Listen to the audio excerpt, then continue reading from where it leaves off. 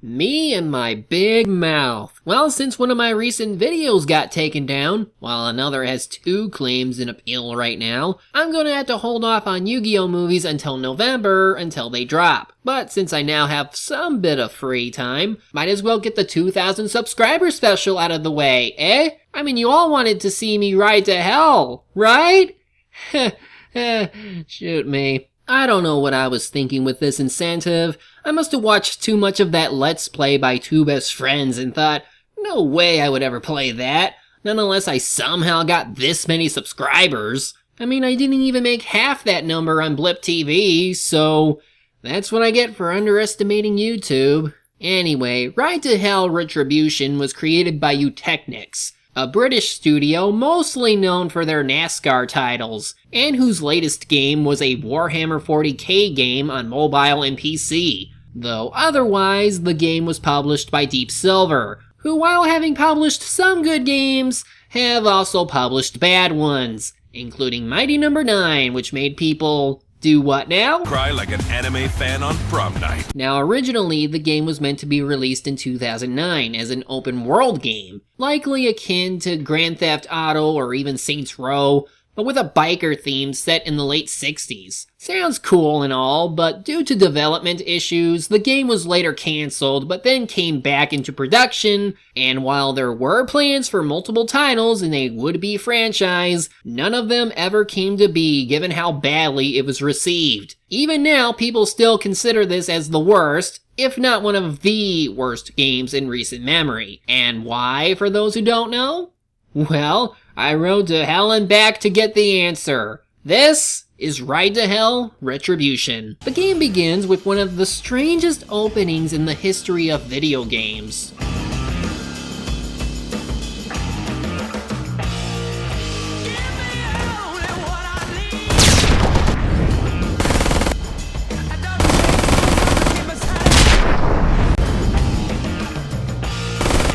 Jeez, why does the turret move so awkwardly, and why is the aiming so bad? Of course, what the hell am I even doing here? And oh, we're done? Okay, maybe now we can figure out what's going on? Who are you? Why am I fighting you with my fists? Is this the game's QTE mechanic? Well, you know what they say, if you start on a QTE, it's a bad sign of... Who the hell are you? I think this is it. I'm the last one. Why did I shoot you? Who was cold? What's anything? What is going on?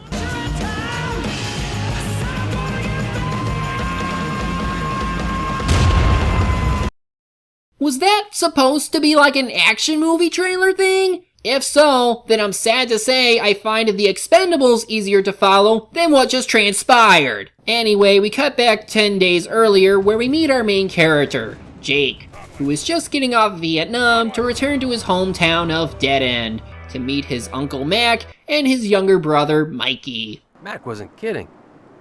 You've gotten to be one tall sack of shit. Ah, shut up.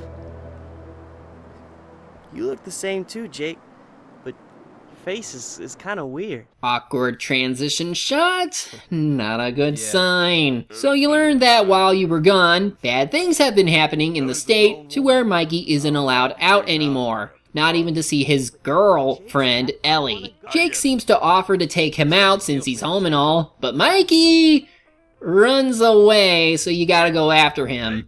This gives us an introduction to the game's bike mechanics, and oh my god, it feels awful! Now in my case, it's partly due to having to use a keyboard and mouse, since the PC version is the only way I can get my own footage using Frapes. Plus, I don't have the means to use an Xbox 360 controller for here, so a lot of the fail can contribute to me screwing up certain key prompts. However, even with the controller, I doubt it would improve that much, since with the bike parts, you have a hard time turning. Like, your bike has no weight to it, as it can easily swerve in places you don't want it to, and even when you brake, it doesn't do quite enough at times, especially on tighter curves. There's other things to note later on, but for now, I just want to say the sound editing sucks. It lost. Why didn't you stick up for me? be gone, okay? I don't know what the hell's going on between you and Max. You're different, Jake. Now, who could actually hear over that? If you're on a bike going that fast, you're not gonna hear what everyone else is saying. Not really. Doesn't mean you have to put that in the game, though, if there's a narrative involved. You're different, Jake. And what do you mean I'm different? I was on your side. I was going to take you out. What the hell kind of writing is this? So after shifting scenes, they're suddenly calm enough to talk about Ellie. Since you left, she's kind of been the closest I've had to you, I guess. Except she's smart. Real smart. Thanks. But she's cool, you know? She likes bands and she makes me read books and I like to be around her and... I don't know. Oh, so you like Bobby, a poor kid who likes the middle-class smart girl. Anyway, we now get introduced to the main antagonists of this game, the Devil's Hand. You know how to move, Tony. Line? This is like a skinny little old baby cow, ain't he? You ever slice an ear off on a baby cow? They scream and scream. It's funny. Okay, creepy fetish much? Once you come back, Colt recognizes the jacket Mikey is wearing, and after another awkward cut to you on your bike already, they start chasing you. Here we get bike combat, which comprises of QTE button mashing. At least the bike goes on autopilot when this happens, so you don't crash into various obstacles that seem to plague the roads, even when traffic exists. But it's also where the funniest crashes occur.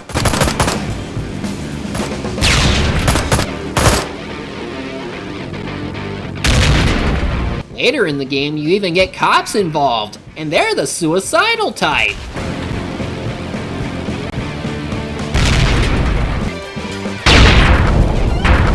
So after completing the course, you're back at Mac's garage and already surrounded. Like, what happened? How did they get you, and where are the cops? Don't you move now, cherry pie. I'll admit, I typically do a bad job at trying to be consistent in sound editing, but when an entire team of sound editors can't even work this out, it only makes me feel better in comparison. They demand to know where the jacket came from, and soon Mikey reveals that it belonged to your father, William. Then he dies. Gotta dodge. Finish him.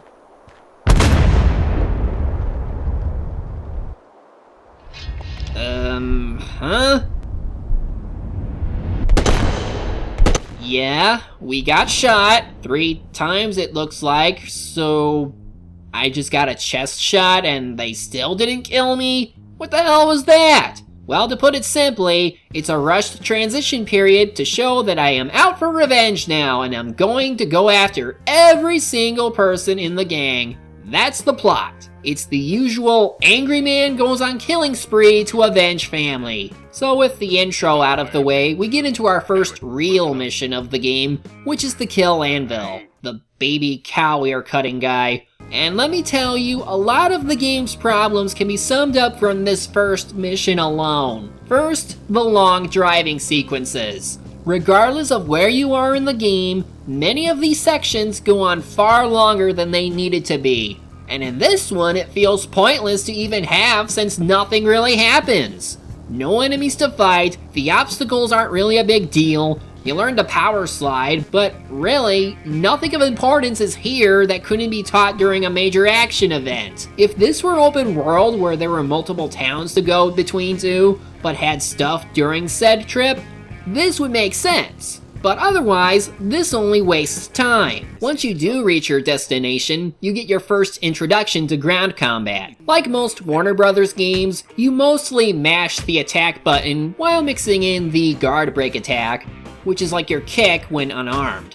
But you can counterattack when the prompt comes up, which will help change targets. The same action is also your guard, which you'll do if they start overwhelming you, but given how the AI is, they tend to wait until you actually attack, rather than guard break spam. At times, it can be cool seeing the camera zoom in as you do heavy damage to them, but this gets very tedious over time. There's an easier way to deal with enemies anyway, but for now, you learn that Anvil is getting drugs in San Alfonso, and Same reason I want all of you.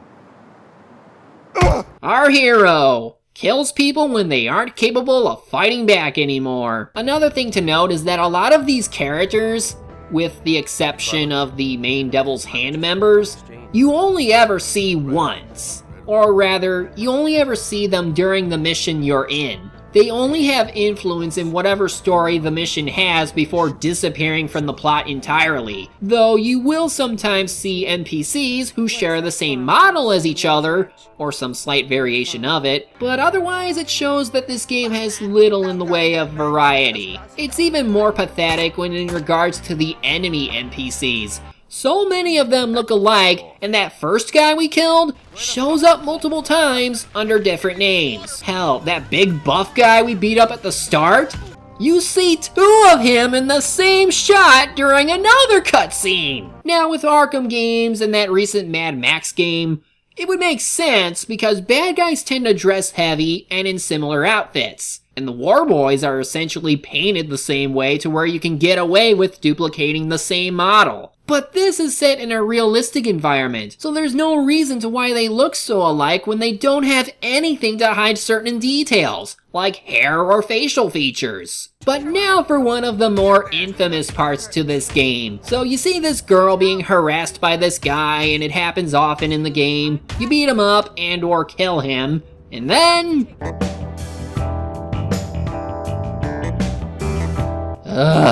this happens. Now, obviously, the problem isn't that there are sex scenes in an M-rated game. No, the problem is how they're executed. For one thing, they just come right the hell out of nowhere. I mean, the instant you kill the enemies involved with the girl, you just jumped to sex. No character interaction with her, you don't learn anything about her or her name. You just do it even if there are still enemies in the area. It's as blatant as it gets. And worse, they count toward completion. Yeah, and they also restore your health and ammo count, even though health is pointless when you just regenerate health. But either way, this defines the women are trophies trope, since without an actual identity, they are merely there just to satisfy Jake.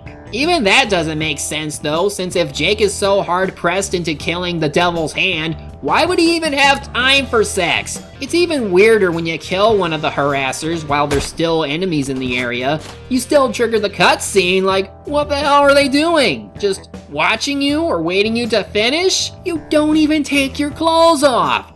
Even when it looks like Jake has no pants during these shots, you later see that he does. Not like the girls ever take off their pants, so really, everything about this is lazy and stupid. The only time this would make sense is when you help out a named character, since you would have some character interaction and whatnot.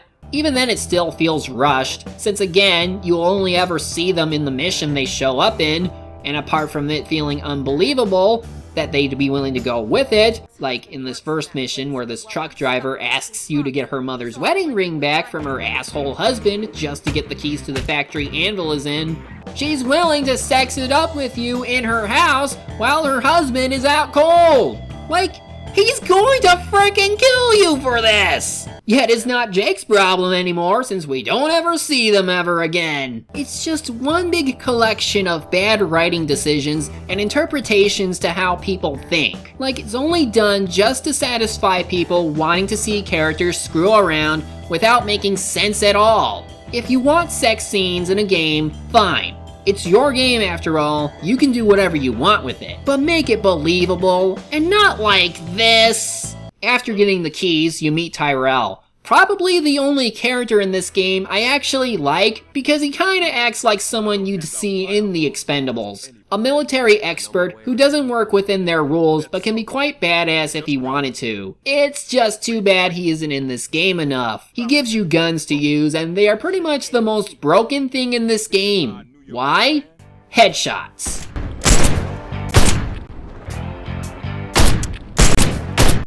While while punching or hacking away at enemies, because you can get melee weapons to fight with, takes quite a bit to take them down, and shooting enemies can take a bit less, really all you need to do is get in a headshot, and enemies go down like nothing. Given how the AI works, it should be no problem lining up your shots and just pulling the trigger, though the problem is the aiming in this game isn't that good with a mouse. Like, even after adjusting the sensitivity, it doesn't seem to do much. That, and the enemies can be sporadic in their movements even when in cover. Good thing they can have bad aim too.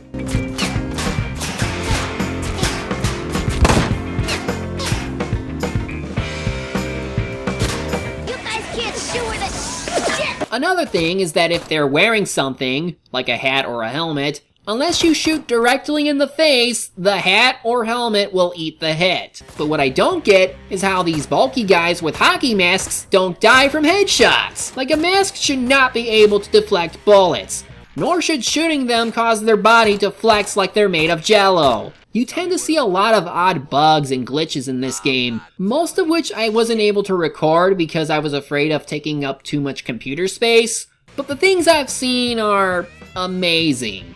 I've seen enemies do long jumps between cover points, enemies crashing into obstacles out of suicide, enemies that shoot canisters to blow themselves up. Like, the engine this game runs on couldn't handle even the most simple actions. The graphics feel like they're on the original Xbox, and it does that thing where certain images disappear if you're not in range of it. Like, the draw distance is just bad in that regard. It makes Bethesda games at the time seem more functional and presentable that way. It's even funnier when you start getting the ability to perform insta-kill moves. When you melee enough, you get a prompt that sends Jake into a rage mode of sorts, allowing you to QTE your way to killing an enemy. The animation is different depending on what weapon you have, which is neat, but depending on where you are, you might have the background music go out or the lighting be non-existent. Another way to insta-kill is luring an enemy to these blue spots that allow for an environmental kill. They're supposed to be unique depending on where you do it, though most of the time you just get the headbanging kill animation. But a lot of the mechanical failings come from the bike sections, where sometimes smoke lines will just go up into the sky for no reason, and the AI becomes so dead that, again, they commit suicide. Out of all the games I played in my life, this is the most broken mess I've ever seen. And worse, you actually get to shoot your guns when allowed to, which makes the game go in slow-mo. It becomes harder to aim because of how enemies can move and how Jake can block where you're aiming, especially when sometimes you have to do this in regular motion. And even worse, they can headshot you here as well! Either way, when you die on your bike, the funniest deaths occur.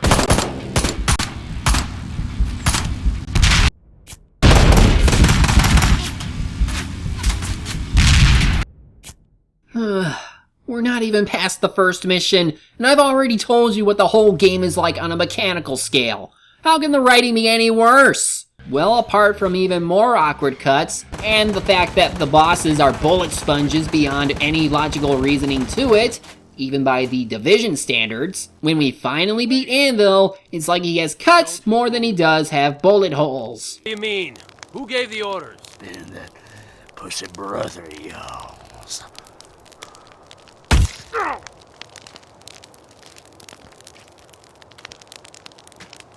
Jake, what the hell happened?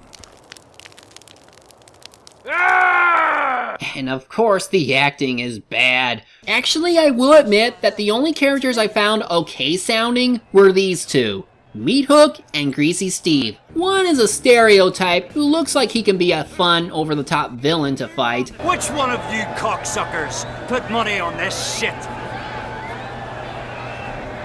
You really think he's got a fucking chance? Against me? Are you all deaf? Who? I am the champion. Nobody else. And the other is a pathetic coward who somehow got a high rank but can almost feel sorry for. I don't know what happened. You know, it's like Meat Hook fucked up, man. It was crazy, you know? And I tried to help. 666? With other characters, like 666 and Pretty Boy, They at least look like they could be cool, but either they get cut short of any screen time, or just feel lacking in personality altogether. Especially when getting to them tends to take a long time when most of the levels feel too big. But I'm getting ahead of myself. Let's talk about Dead End. It's the main hub area in the game, where essentially the NPCs walk around and do nothing, even if you punch them. Though they do run away if you shoot them, even in the head. It's another sign of how this was originally going to be an open world game. Even leftover text implies this. You can sell drugs that you pick up from enemies, though it's not like you can trade individual drugs for unique items. You only ever use dollars to buy weapons and a small selection of combo moves. So the drugs just seem like an afterthought. While you can spend money on these guns, in which it also acts as your weapon selection menu after buying it, but really you only need one shot to kill, so it's best to get the best pistol and the best rifle, because everything else won't matter. Other than that, you can customize your bike, or use any of the pre-made bikes you get for beating certain bosses. It has no effect on gameplay, of course, because why would it? Then again, it's probably a good thing then, since turning at high speed is already hard enough. What makes you think it would be any better? Going back to missions, I will say it's nice they tried to make the paths seem non-linear. Like you can either do Meat Hook or Colt in either order before going on to Greasy Steve. But no matter the case, no matter what mission you do, it feels the same. The only thing to keep you going are the ridiculous bugs and glitches that exist. But that should not be a selling point to a game.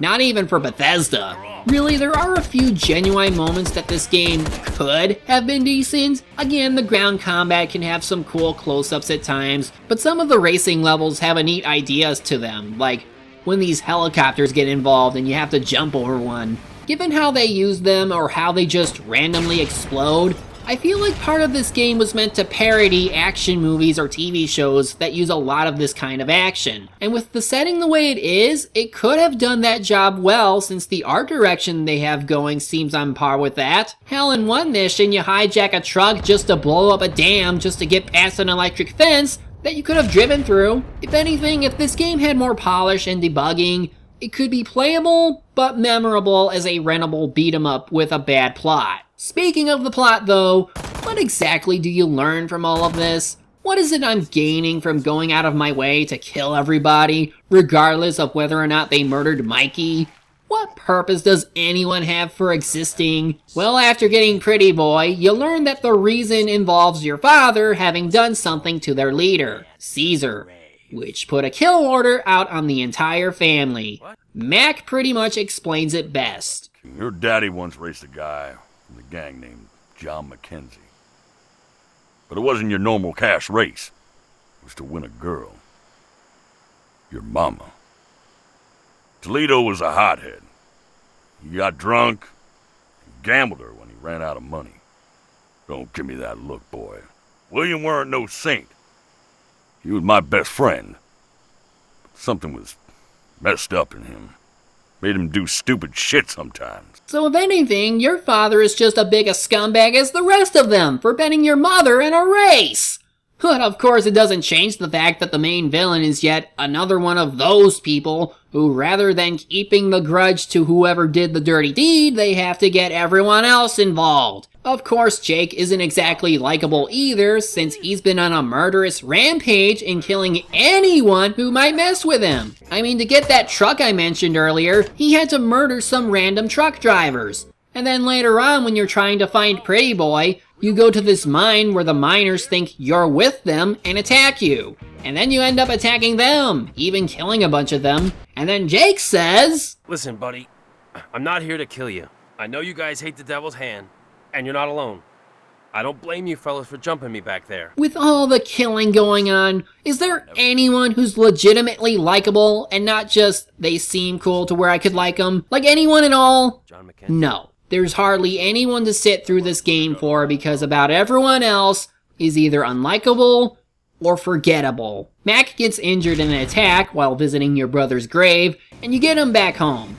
Ellie, who you hear from twice, while also seeing during a mission before finally getting introduced in the Pretty Boy mission, helps take care of him since she was established as a friend to Mac as well, while you have to go help Tyrell get his weapon stock back since it turns out Caesar is getting weapons to set up an entire army. How is this even a gang war anymore? That's quite more like a mafia than a simple bike gang, especially one full of clones. Then you hear that they've attacked the garage, and when you return, Ellie is gone and Mac is dead. No! No! No! Stupid Jake going through a breakdown. Anyway, you learn to go to the Lost Valley Stadium where you free Ellie, and learn from Caesar that she's actually his daughter. Good to know. Not that I care too much at this point, but even after all this talk for him to try and make it seem like your father isn't as bad given his reasons for keeping the gang small versus Caesar's expansions for domination, I don't even care at this point. While Pretty Boy built him up to being a threat, once you actually reach him, it's not like he's any better than the rest of the gang members, as far as running away goes. But first, you actually have to reach him, which is made harder by guys with rocket launchers. You know what's funny? The 1% in the game's title is supposed to represent the outlaw biker clubs who disregard the American Biker Association, but not so much the actual government. Well, it seems the Devil's Hand occupies 99% of the enemies you fight, making that statement reversed. It's not like you're an angel either, so really, there's no one who isn't a criminal in some shape or form. So once I take out the endless waves of enemies, Caesar rides off and I have to pursue him with Ellie in tow. And why did she not tell me her origins sooner? I always meant to, but I guess I always chickened out. I thought you guys would hate me for who my father was. Mikey meant so much to me. And Mac was like a real dad, you know? Considering Jake is also a mass murderer, I'd be afraid of him killing me too. How appropriate that we began with a crappy turret sequence and bad QTE, and then we end with a crappy turret section and bad QTE. It comes full circle. It started out bad and ended worse. What the? Are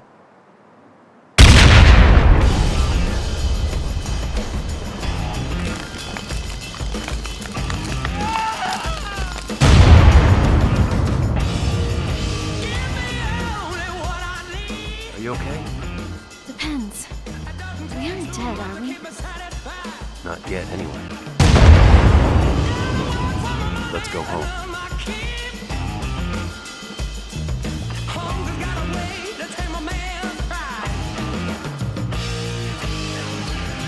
You know, there are games today that I actually really like, but people find functionally bad or otherwise, like Star Fox Zero or Metroid Prime Federation Force. But I bet even those people would find them more playable than this. And after today, this only makes me love those two games even more than I already do, because I'm convinced now that any game I play will never be this bad. Ride to Hell is the kind of game that wanted to be something but had to settle. But rather than making that the best it can be, they chose not to debug, not to polish, and just let the story and characters carry through the sloppy gameplay. But even that isn't good enough when character development is rushed and unconvincing. The story is not only generic, but insulting when you consider how things happen or what you do in it. And all to graphics that feel last gen, to what we consider a last gen game. The only reason you might want to play this is to see all the crazy bugs that can be had. But even that can only go so far before you get bored. It just felt like a chore to sit through after a certain amount of time. Playing on PC was hard enough because I don't have a monster computer like most people, and I doubt playing on console would have improved much. It's any wonder this game was removed from Steam. It was so badly received that of course they had to. No one would want to associate with this game. Who would? Not even Early Access would accept this grease stain. To everyone who played this and experienced a similar fate, I now understand how you feel. The pain of having to chug through this mess of a game and living. I now can say for certain that they are right, and dare anyone else to do the same. But otherwise, stay away from this one. Don't even give it a glance. Not unless you're willing to go through hell and back. There. I did the thing I said I would. After 2,500 subscribers, I'm going to have to bump up the number for what it takes for these specials. But just for you guys, the next time we do this, it'll be for whatever webcomic you want. I won't even care if it's animal themed or not. It'll be your pick for something. Until then, I'll probably see you when the strike goes away.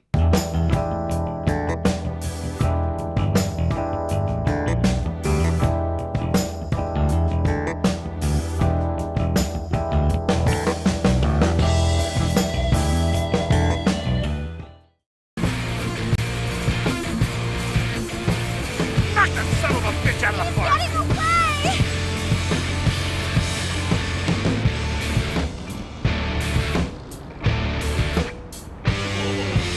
This is like a big old party!